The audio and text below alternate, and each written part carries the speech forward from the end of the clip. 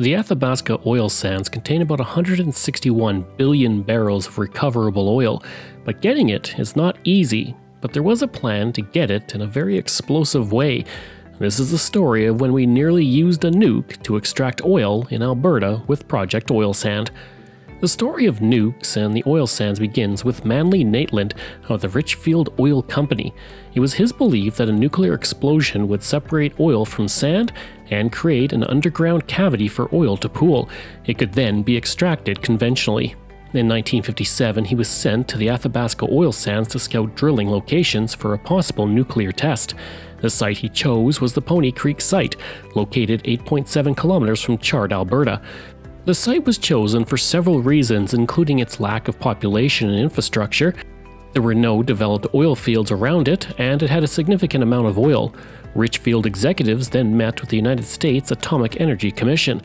With the support of the United States government for the proposal, Natland and Richfield executives went to Edmonton to meet with Hubert M. Somerville, the Deputy Minister of Mines and Minerals.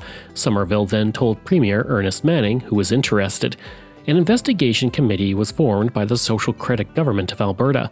The name of the project was also changed to minimize public fears from Project Cauldron to Project Oilsand. In April 1959, the Federal Mines Department approved Project Oilsand. The proposed plan would use a 9-kiloton nuclear device 1,250 feet underground.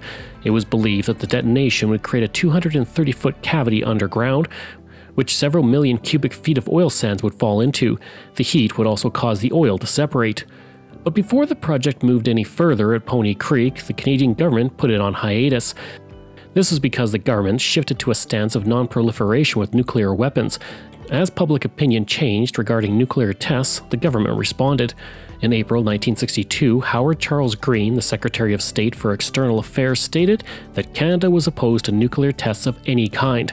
And with that, Project Oilsand was completely cancelled. If you enjoy Canadian history, then check out my podcast Canadian History X, available on all podcast platforms.